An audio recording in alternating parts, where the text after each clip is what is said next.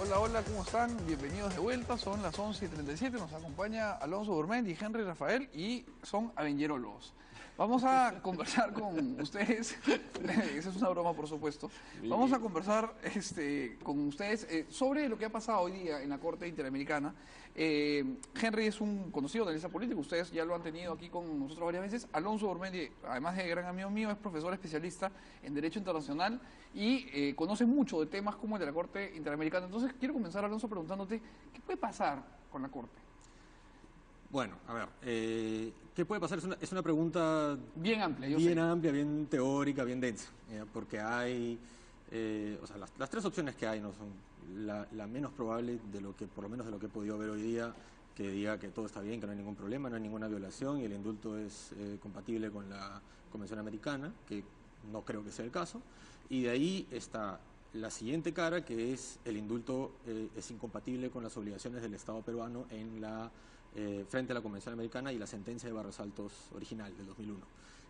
En ese escenario hay dos posibles alternativas. La primera alternativa es digamos, la más moderada, que diga el Estado peruano justifica los argumentos detrás de este indulto para demostrarme que existe una compatibilidad, o sea, hazlo de nuevo y hazlo bien, ¿no? O sea, en el asunto del proceso de justificar que fue un camino humanitario dentro de la Humanitario, categoría. transicional, cualquier motivo justificado dentro del derecho interamericano para hacer un beneficio penitenciario, un indulto, ¿no? Entonces, esa es una, y dice, y si no puedes, pues entonces déjalo sin efecto, ¿no? O sea, A través de tu derecho básicamente interno. Fujimori se va a Barbadillo. Sí, claro. Y la segunda alternativa es digamos, la más tajante, que es en base al mismo precedente de Barrios Altos, que en 2001 sentenció que las amnistías, textualmente dice, carecen de efectos jurídicos, declaré que lo mismo aplica para un indulto en este tipo de casos, y por lo tanto el indulto es nulo desde el inicio, y la Corte lo declaró nulo sin tener que pedirle al Estado que lo declare nulo. Ya, pero una pregunta. Hay una diferencia jurídica importante entre una amnistía y un indulto, ¿no? Porque Sí. hasta donde entiendo, una amnistía lo que hace es, Henry, por favor, súmate en el momento que quieras a la conversación en este punto. Una amnistía lo que dice es, básicamente, estas personas, digamos, borrón y cuenta nueva. Y un indulto lo que hace es, admite la comisión del delito y perdona, ¿no? Sí. O sea, hacer esa interpretación sería un salto medio complicado, ¿no? No, yo creo que el tema de la Corte ya para efectos de carácter político va más que por lo que la Corte vaya a decidir en sí, que creo que Alonso lo ha explicado bastante bien en esta todavía nube de posibilidades, es si el Estado peruano lo va a cumplir o no, ¿no? Hoy ya el ministro de Justicia adelantó opinión señalando que es casi un imposible que Fujimori Lo dijo, sí. vuelva al penal, con lo cual puede haber probablemente una sanción o una decisión de la Corte en cualquiera de los dos escenarios, pero muy difícil que el Estado peruano lo cumpla a cabalidad. Y lo veníamos conversando justamente antes del programa, ¿no? Y puede suceder probablemente que lo que ocurra es que termine año a año, como bien señala Alonso, pidiendo explicaciones al Perú sobre el incumplimiento de una decisión de la Corte.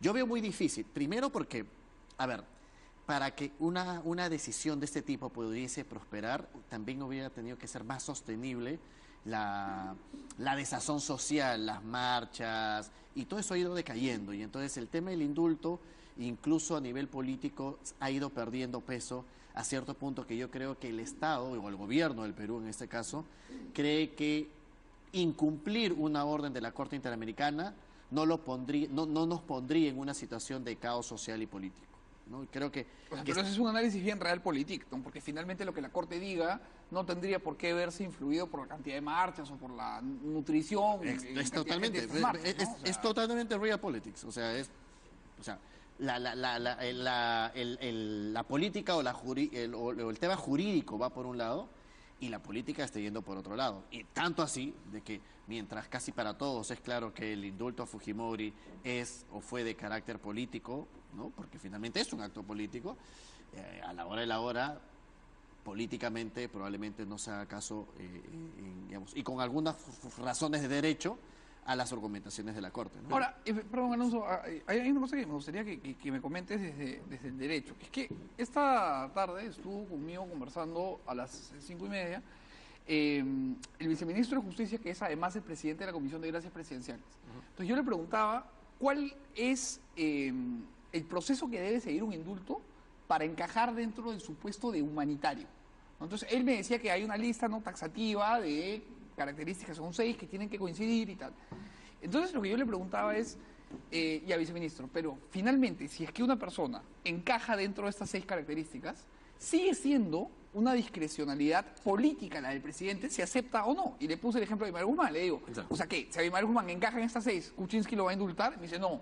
Entonces le digo, bueno, entonces no digamos tampoco que es un indulto humanitario, porque estoy seguro que presos que encajan en esas 6, en el Perú deben haber por lo menos cientos, ¿no? Sí. Hay una discrecionalidad netamente política también. Hay una discrecionalidad netamente política, sí.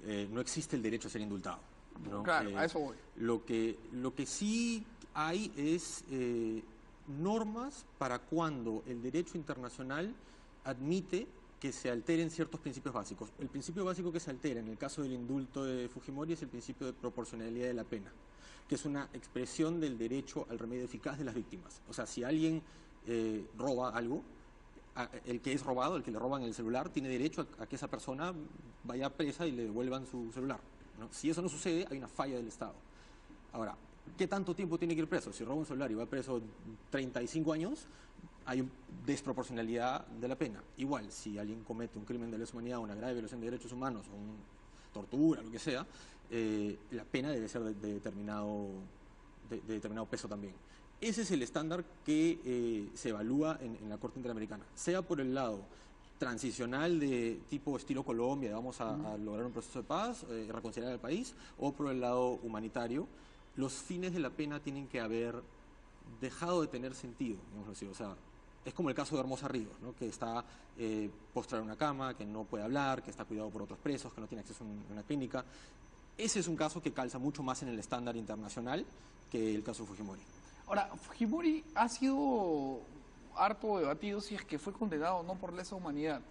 La sentencia dice que no, o sea, lo menciona en la parte, no en la explicación, pero no en la parte condenatoria.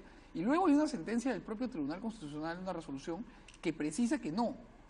No, y el mismo juez San Martín lo ha dicho. Lo ha dicho después, ¿no? Pero claro, desde la perspectiva de derecho internacional público, hay una interpretación que podría decir que sí. Es que hay una diferencia entre el derecho doméstico y el derecho internacional. Entonces, en el derecho doméstico, el Perú no puede sancionar a alguien por delitos de lesa humanidad porque no existe el tipo penal. Y en el 91 no existía tampoco. Claro. Pero eso no significa que el Estado peruano niegue la categoría de la existencia de crímenes de lesa humanidad. El crimen de lesa humanidad es una figura de derecho internacional que existe y que el Estado reconoce, independientemente de si no está cumpliendo su obligación de llevarlo al ámbito interno. Ya. Pero incluso asumiendo toda esa discusión, todo el tema de que sí, en efecto, la mención al crimen de lesa humanidad en las sentencias de Fujimori es declarativa, igual no se está discutiendo eso a nivel de la Corte Interamericana, porque el crimen de lesa humanidad es un concepto de derecho penal internacional, es un tema de responsabilidad individual, Sí. ¿no? Mientras que la Corte no ve responsabilidades individuales, ve responsabilidad estatal. Lo que a la Corte le importa es que Barrios Altos y la Cantuta y el concepto clave es graves violaciones de los derechos humanos. Y, o sea, toda la discusión de la sentencia interna de si el Perú ha recogido o no la figura de crimen de lesa humanidad no pinta en la Corte Interamericana. Claro, claro. Y ahora, en el caso, regresando a lo que planteaba Henry, en el caso de que, del cúmulo de posibilidades que planteaste, la Corte diga, el indulto tiene que retrotraerse y Fujimori tiene que regresar a Barbadillo. Y que efectivamente ya el ministro de Justicia ha dicho que esto es casi imposible y tal. ¿Cómo quedaría frente a la comunidad internacional el Estado peruano si dice no? O sea, ¿cómo podría el Estado peruano decir que no? No, de que puede hacerlo, puede Bueno, hacerlo. en el Perú ¿no? se puede pasar cualquier cosa, pero... Yo creo que lo que va a suceder va a ser que en este juego entre lo jurídico y lo político va a prevalecer. ¿Por qué? Primero porque es claro que a estas alturas el indulto era un tema popular. Si retrocedemos un poquito a los días por el indulto, la molestia fue la forma del indulto. Es cierto. Y en cambio la demanda ante la Corte no es por la forma únicamente del indulto, sino, digamos, te está diciendo que el indulto no procede. Entonces, es muy difícil que el cumplimiento de la supuesta orden de la Corte Interamericana pueda tener algún sustento popular, aunque tú bien como lo dices, ¿no? Finalmente los órdenes judiciales no necesariamente son balotajes electorales, no tienen por qué tener sustento social, Pero lo cierto está que en lo movido que está la política, probablemente el incumplimiento simplemente en el Perú probablemente mueva un poco a las masas políticas de izquierda, que son las que más han estado, digamos, sustentando el tema del indulto, y hacia afuera pues tendremos simplemente que cumplir con los, digamos, con año a año informando a la Corte Interamericana hasta que venga un nuevo gobierno y ver si lo cumple. Yo no iría, yo no sé si el problema en sí va a ser lo que la Corte determine. Yo creo que el problema político principal del Perú ya no va por el tema del indulto ni por el tema de la Corte. El problema principal del Perú va por lo que estabas hablando hace ratito con Johnny Lescano, ¿no? Sobre el tema de la vacancia. Ahorita entramos a eso, pero quiero Pero la sí hay opinión un de costo Alonso sobre ese adicional. tema. Sí. O sea, no solamente es el costo de tener que ir a la Corte y decir, sí, todavía no habíamos cumplido, todavía no hemos cumplido. También están otros elementos de la política exterior peruana que son importantes. Ahorita nomás, en un mes y tanto, es la Cumbre de las Américas en el Perú. El tema es lucha contra la corrupción. ¿Cómo lideras una cumbre de lucha contra la corrupción cuando has liberado a un presidente acusado de corrupción? Pero tampoco es que la Corte vaya... yo no veo por ningún lado de que la decisión de la Corte te diga de que esto ha sido, el indulto ha sido por un acto de corrupción. No. Así que yo no creo que dice que fue legitime- condenado por corrupción. El Estado peruano tiene intereses de política exterior concretos, ¿no? Ahorita los dos importantes son el Grupo de Lima, ¿no? Que es para el tema de Venezuela, y la Cumbre de las Américas, que es para temas de corrupción.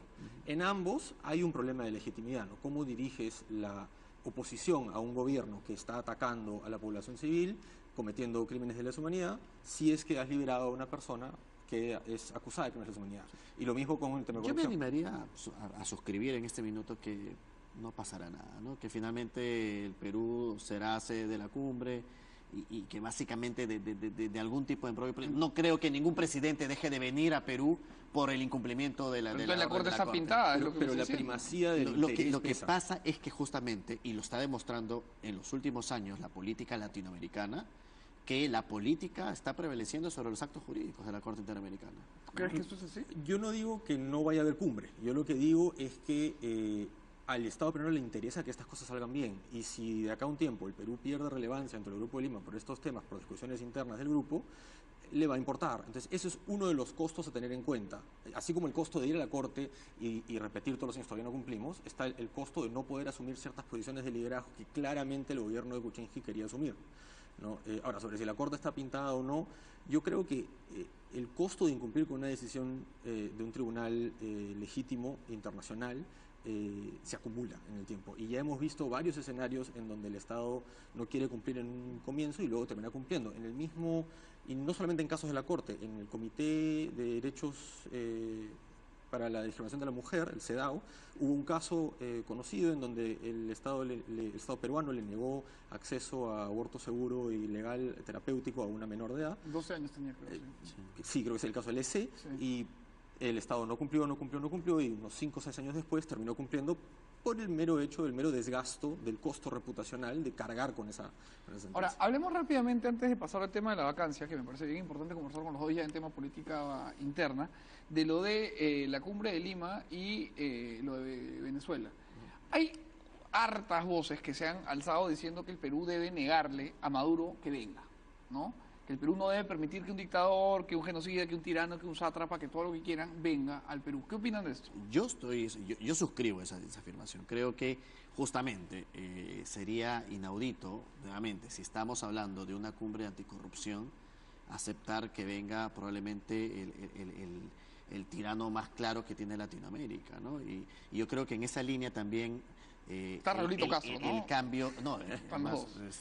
pero el cambio que hemos tenido en la Cancillería hoy con Cayetana, que es un cargo más político que el anterior ministro, yo creo que debe estar evaluando seriamente esa posición del Perú, porque además esa ha sido la marca del gobierno de Pedro Pablo Kuczynski, no solamente permitiendo, o sea, imagínense, si estamos hablando ahorita de la situación de los venezolanos en el Perú, que es compleja, imagínate con Maduro acá. O sea, yo me imagino allí sí, más gente que probablemente que las que estuvieron marchando en el indulto, todos los venezolanos saliendo a marchar si es que estuviese Maduro acá. O sea, traer un poco el conflicto social venezolano a Perú más de lo que ya está, creo que sería un error que el gobierno peruano no asuma esa postura de impedir. Ahora, no sé si eso es posible que el Perú impida efectivamente que un presidente pueda venir. No sé, creo que eso es un acuerdo más de los miembros de la cumbre, ¿no? O sea, yo creo que ahí el problema pasa también por una cuestión de que el Perú es parte del Grupo de Lima. Entonces, esa decisión... Y lo lidera, además. Y lo lidera. Entonces, ahí hay dos cuestiones. Una, el Perú no puede simplemente decir que no venga unilateralmente. Tendría que consultarse a los otros líderes, Chile, Canadá, México, ¿no? Y hay otra cuestión todavía, que parte de la retórica del Grupo de Lima en este momento es facilitar una transición democrática en Venezuela, ¿no? De hecho, han hasta apoyado las negociaciones con la oposición en República Dominicana. Entonces, hasta ahorita... la retórica no es confrontacional, es de, como dicen en inglés dirían engage, ¿no? Comunicar con el gobierno de Venezuela. ¿Cómo cumples ese rol si no puedes hablar con esa persona porque rompes relaciones? Entonces, para poder tomar esa decisión, para poder decir que no venga Maduro, tendría que haber una discusión interna en el Grupo de Lima para cambiar la narrativa del grupo, para decir, ahora ya no vamos a pretender una solución transicional, negociada.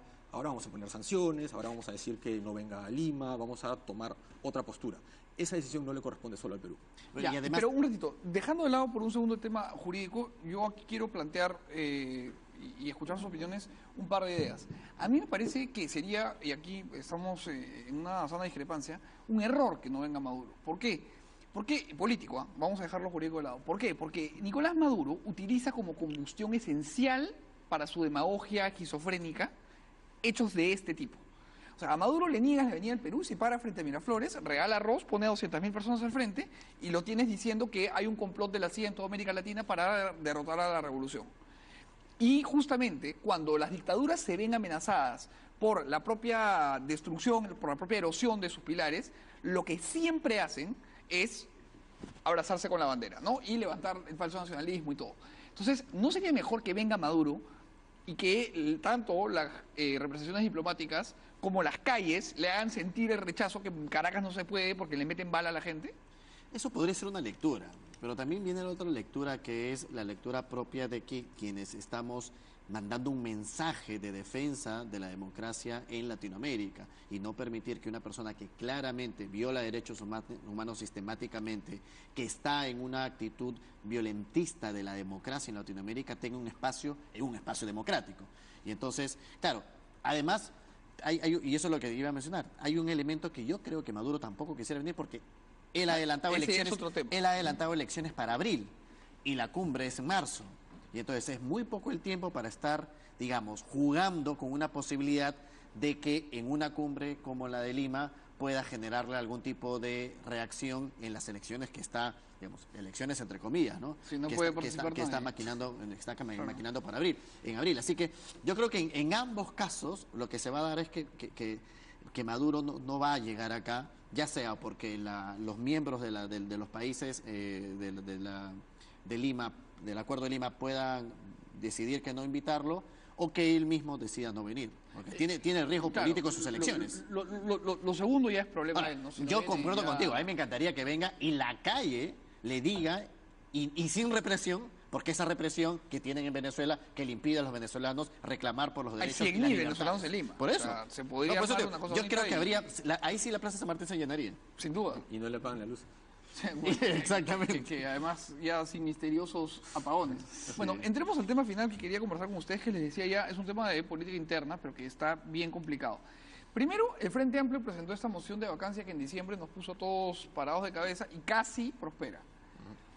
Una vez que hubo logrado salvar su mandato PPK, con o sin trueque con los Avengers, el Frente Amplio presentó prácticamente de inmediato una nueva moción de vacancia. Pero ayer Nuevo Perú ha presentado otra. Entonces, una vez que hubo logrado salvar su mandato PPK, con o sin trueque con los Avengers, el Frente Amplio presentó prácticamente de inmediato una nueva moción de vacancia. Pero ayer Nuevo Perú ha presentado otra. Entonces estamos hablando de que ya hay 20 congresistas de dos bancadas que han presentado mociones. Y Fuerza Popular ya dijo que la va a aprobar. O sea, cualquiera de las dos, venga de donde venga, va a ser aprobada. Claro, Fuerza Popular hace siempre una contingencia, siempre y cuando el motivo de la vacancia no sea el indulto. ¿no? Porque ahí sí... Y una de ellas plancha que pasa. es justamente el tema. En Nuevo Perú, pero en Frente Amplio no. Frente Amplio ha presentado básicamente la misma moción que presentó antes. Entonces... No, entiendo que es al revés. Frente Amplio ha presentado una nueva, pero por temas de corrupción. Exacto. O sea, Frente Amplio ha vuelto a presentar por temas de corrupción Así es. con respecto a la de diciembre. La de Nuevo Perú incluye el tema del indulto. Así es. Ya. Entonces, lo que quiero preguntarles es, ¿creen ustedes que los reflejos y el capital político del presidente y del gobierno estén en condiciones de aguantar un nuevo proceso de esta naturaleza con un Congreso tan enrarecido, tan alienado? Y es que estoy preparando un artículo justamente que le llamo la tormenta perfecta, ¿no? Estamos a puertas de poder visualizar una tormenta político-social muy grande hacia marzo. Bueno, mira, a fines de febrero Barata. habla Barata. En marzo hay una huelga anunciada del sector educación y el inicio de las clases escolares. Hay una huelga anunciada del Sindicato Médico de Salud. Hay además el inicio o reinicio de la legislatura congresal. Y tenemos la cumbre de Lima a puertas. Y entonces tenemos demasiados elementos políticos que pueden conllevar a una erosión de la crisis que estamos viviendo. Ahora, ¿qué va a pasar en este mes de febrero para que cómo se va a preparar Fuerza Popular, que es, digamos, la bancada que realmente puede decidir o no si hay vacancia o no? ¿Cómo se va a preparar para poder afrontar la votación de marzo? Si va a querer, digamos, hay mecanismos para poder recuperar sus integrantes, ¿no? Uno de esos mecanismos es que le quite saque del Congreso a varios de los congresistas llamados Avengers, ¿no? O como lo leí por ahí en el Twitter, los Sinvergüenzers, ¿no? Pero esta es una posibilidad. Fuerza Popular necesita volver a tener mayoría. Solamente le faltan 5 para volver a tener mayoría en el Congreso, ¿eh? No necesitan los 10. Pero hay una posibilidad legal que les permita tener una mayoría en el Congreso si es que desafora a 5 congresistas y tienen capacidad para hacerlo, ¿no? Hay uno, o sea, Bienvenido Ramírez, Maritza García y otros, creo que Clayton también, tienen varios temas que en el mismo Congreso que están siendo investigados por la Comisión de Ética, por falsificación de documentos, etcétera, etcétera. Entonces, ahora, tienen una posibilidad. Eso solamente para terminar. Sí. Y el otro lado es hasta qué punto esta bancada de 10 o esta no bancada de 10 va a llegar a tiempo con la supuesta resolución del Tribunal Constitucional que les permite formar. Claro, pero como igual, bancada. para pasarle la pelota a Alonso, esa bancada de 10 finalmente es menos que la de Frente Amplio y Nuevo Perú sumados. O sea, los 10 que ganó en un lado los perdió en el otro. ¿Crees que Kuczynski aguanta? ¿Va a poder navegar a través de esta tormenta perfecta que dice Henry? O sea, depende de cuál va a ser la posición de Fuerza Popular. Una cosa es que Fuerza Popular diga que va a aceptar las mociones y otra que diga que va a votar por ellas. Y otra, ver qué va a hacer Kuczynski, si va a volver a plantearle a sus vicepresidentes que renuncien.